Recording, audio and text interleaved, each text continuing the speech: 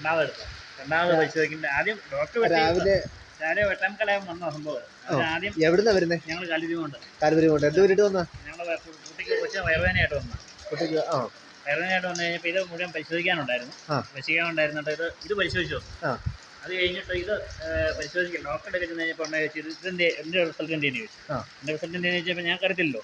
ഞങ്ങൾ പറഞ്ഞത് തന്നില്ലെന്ന് പറഞ്ഞു. കാരണം ഒന്നെങ്കിൽ പരിശോധിച്ചിട്ട് പോവാ, അല്ലെ പൈസ നിങ്ങൾ അടച്ചല്ലേ, ആ പൈസ മേടിച്ചിട്ട് നിങ്ങൾ വീട്ടിൽ പറഞ്ഞു, അല്ലെ വേറെ രാജ്യം കൊണ്ട് പരിശോധിച്ചിട്ട് പിന്നെ എന്നാലും വന്നാൽ മതി. ഞങ്ങളിപ്പോൾ 2 മണി കഴിഞ്ഞു. ഇപ്പം കിട്ടുന്നത്. അപ്പോൾ ഡോക്ടർ പറഞ്ഞാൽ അവിടെ നിന്ന് പറഞ്ഞാൽ അത്യാവശ്യം കുഴപ്പമില്ല, ഞാൻ ചെറിയ രീതിയിൽ മരുന്ന് കൊടുത്തിട്ടുണ്ട്, എന്തെങ്കിലും കുഴപ്പമുണ്ട് പിന്നെ വന്നാൽ മതി ഞങ്ങളെ പറഞ്ഞു വിടുകയും. കാഷ്വാലിറ്റിയിലിരിക്കുന്ന ഡോക്ടറാണോ പറഞ്ഞത്? കാഷ്വാലിറ്റിയിരിക്കുന്ന ഡോക്ടർ പറഞ്ഞു. ഇപ്പം എന്തെങ്കിലും പ്രശ്നം ഉണ്ടെങ്കിൽ വന്നാൽ മതി, ഇല്ലെന്നുണ്ടെങ്കിൽ കുഴപ്പമില്ല പറയുന്നത്. ഒരു ഇത് പറയാം എത്രയൊക്കെ മരുന്ന് ആൾക്കാരുടെ രീതിയിലാണ് പരിപാടി. ഒന്നിച്ച് കിട്ടുവാണെങ്കിൽ അവരെന്തെങ്കിലും ഇതോ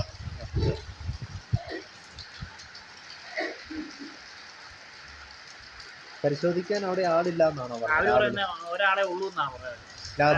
ലാബിലായ 2 പേരേ ഉള്ളൂ. ഒരാൾ പിള്ളേരുടെ എടുത്ത് കൊടുക്കാൻ, ഒരാൾ പരിശോധിക്കാൻ, ഒരാളെ നിയമിച്ചിട്ടില്ല.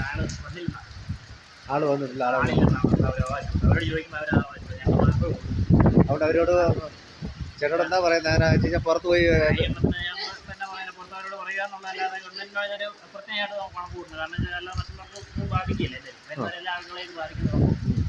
ദൂരെ നിന്നൊക്കെ ആശുപത്രി വരുന്നവർക്ക് ഇങ്ങനെ ഇട്ട് കഴിഞ്ഞാൽ എങ്ങനെ വീട്ടിൽ പോകാൻ പറ്റും? എന്നാൽ പകർച്ചവ്യാധികളുടെ വേളം അതിനിടയ്ക്ക് ഇവിടെ വന്ന് ആശുപത്രി നിൽക്കാൻ പറ്റും. അതൊക്കെയാണ് വലിയ പ്രശ്നം. അപ്പോൾ വരുന്നവരെ കയ്യിൽ നിന്നും വേഗം വിടുക എന്നുള്ളതാണ് അത് ചെയ്യേണ്ട ഏതൊരു